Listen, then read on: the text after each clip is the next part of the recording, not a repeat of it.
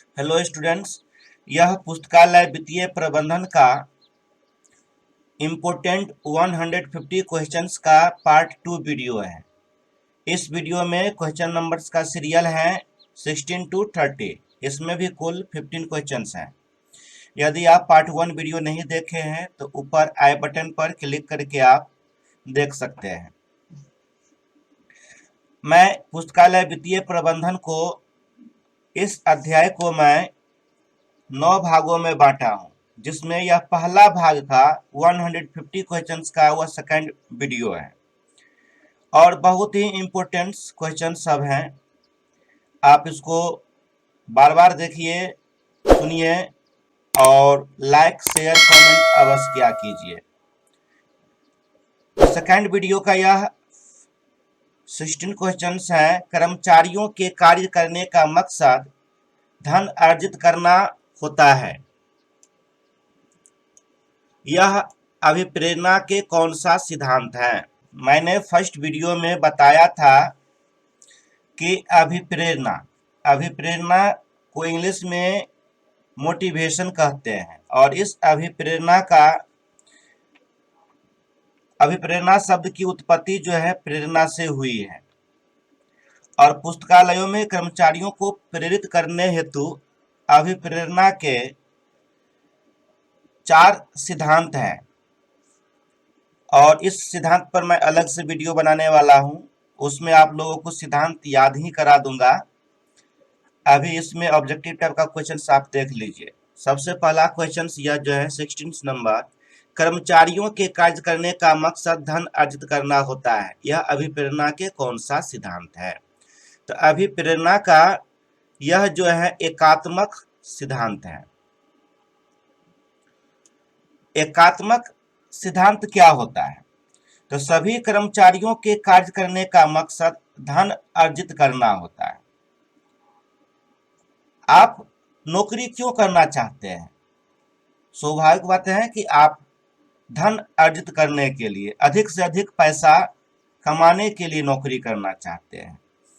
तो यह एकात्मक सिद्धांत भी कर्मचारियों के कार्य करने का मकसद धन अर्जित करना है।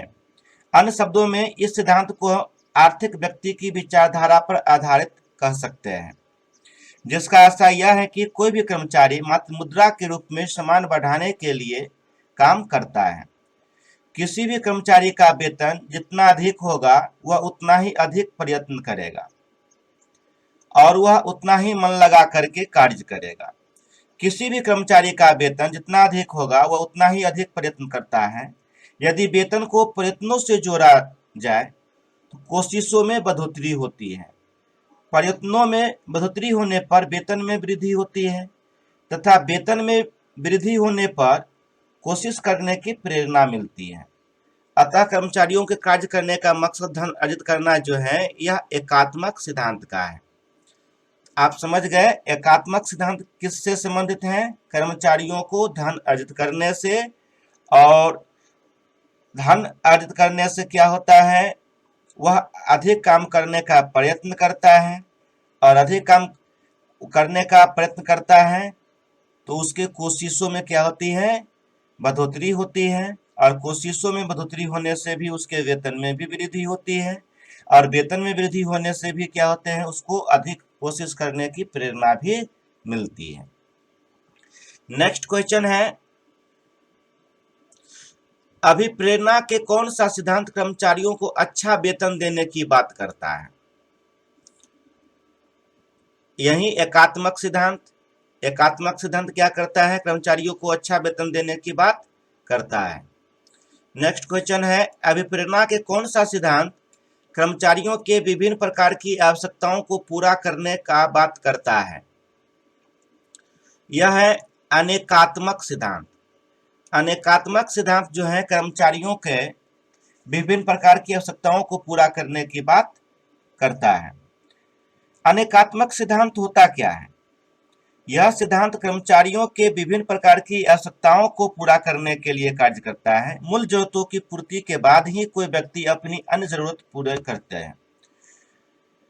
दूसरे शब्दों में अगर कहा जाए तो व्यक्ति किसी एक स्तर की जरूरत पूरी कर लेता है तो अगली उच्च स्तर की जरूरत की पूर्ति करना ही उसका प्रयास होता है।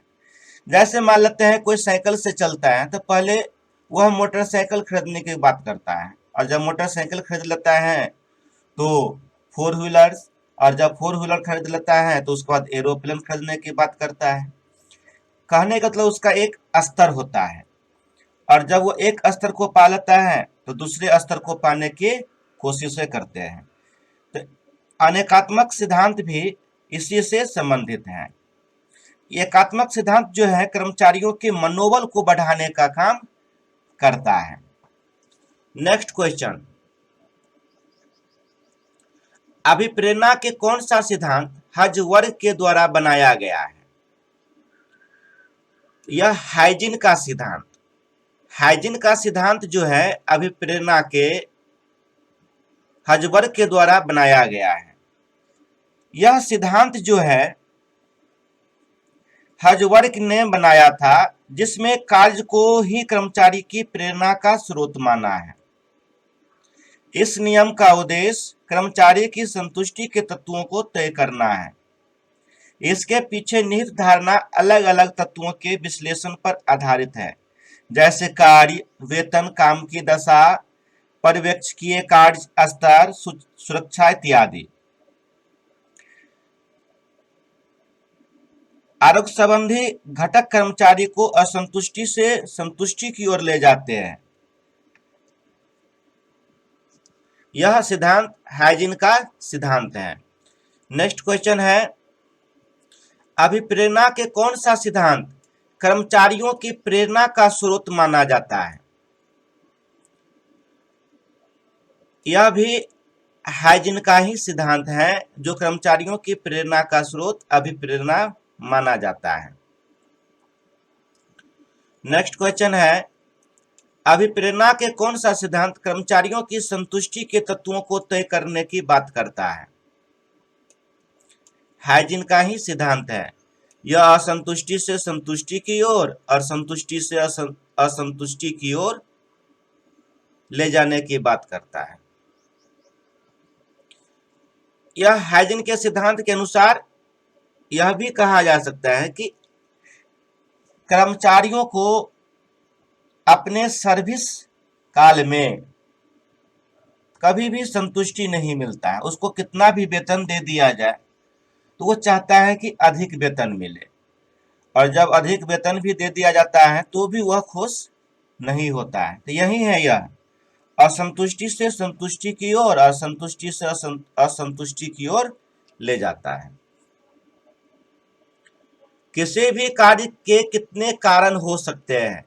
तो किसी भी कार्य के दो कारण हो सकते हैं। किसी भी कार्य के दो कारण हो सकता है, पहला असंतुष्टि और दूसरा संतुष्टि। यह एक ही सिक्का के दो पहलू हैं। आप एक ही काम से संतुष्ट भी हो सकते हैं और उसी काम से असंतुष्ट भी हो सकते हैं। तो यह किसी भी कार्य के दो कारण हो सकते हैं, पहला असंतुष्टि और दूसरा संतुष्टि। अनवरतता का कौन सा घटक कर्मचारी को असंतुष्टि से संतुष्टि की ओर ले जाते हैं? तो ये अभिप्रेरक का घटक और आरोग्य संबंधी घटक दोनों जो है कर्मचारी को असंतुष्टि से संतुष्टि की ओर ले जाते हैं। या इसका जो है यह सी नंबर सही उत्तर है। यह हाइजीन के सिद्धांत के अंतर्गत ही आते हैं। अनवरतता के कौन से घटक वातावरण सुधारने में मदद करता है? तो यह आरोग्यकारी संबंधी घटक जो होता है वातावरण को सुधारने में मदद करता है। यह घटक पुस्तकालय अध्यक्ष और पुस्तकालय कर्मचारी, पाठक सबके लिए उपयोगी होता है। यह सबों के बीच तालमेल बैठाने का भी कार्य करता है। असंतुष्टि की मात्रा कम करने में किस घटक का प्रतिशत अधिक होता है?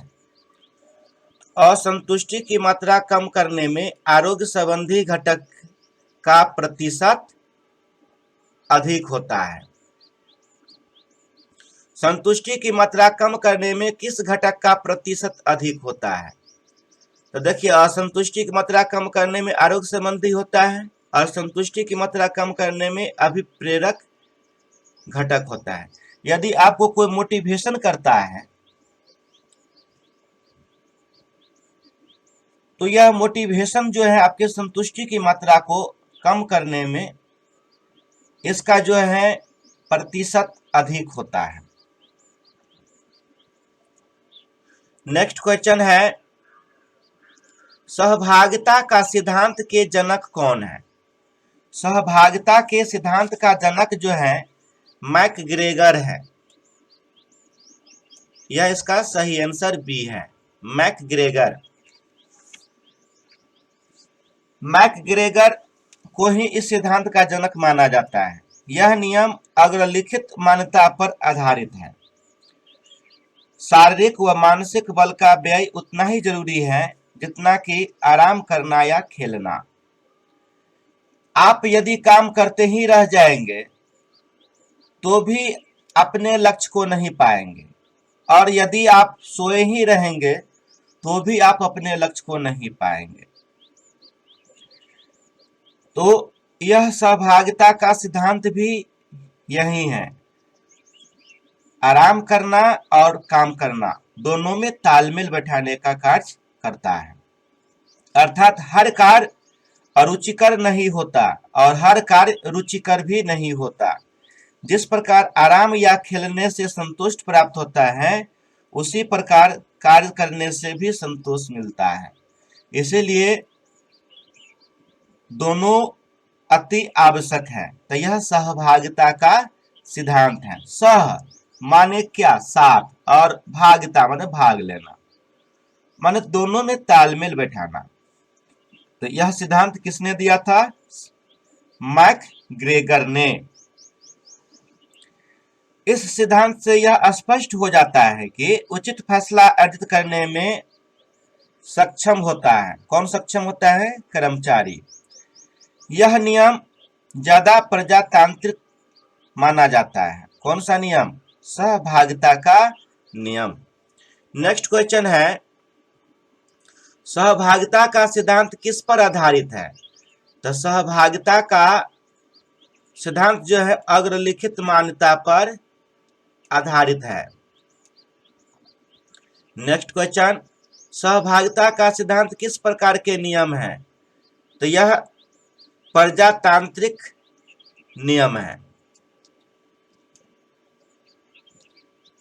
और पार्ट 2 वीडियो का आज का लास्ट क्वेश्चन, अभिप्रेरणा के कौन सा सिद्धांत कर्मचारियों में संतोष पैदा करता है तथा प्रोन्नति के अवसर प्रदान करता है?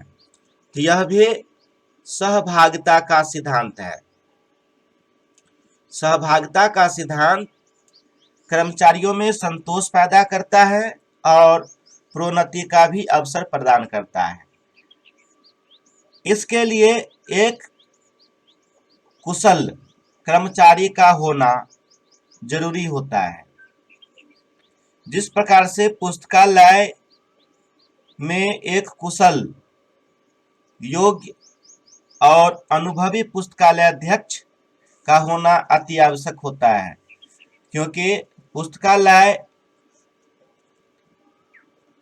की सफलता पुस्तकालय अध्यक्ष पर ही निर्भर करता है। मैं आशा करता हूं कि यह वीडियो का ये 15 क्वेश्चंस आपको समझ में आ गई होगी,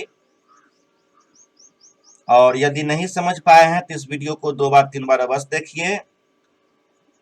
अगर कोई क्वेश्चंस में कोई प्रॉब्लम है तो आप कमेंट में अवश्य लिखिए, और कमेंट में यह भी अवश्य लिखिए कि यह वीडियो आपको कैसा लगा। आप अधिक से अधिक लाइक, शेयर, कमेंट अवश्य कीजिए। मिलते हैं नेक्स्ट वीडियो पार्ट 3 में। Have a nice day.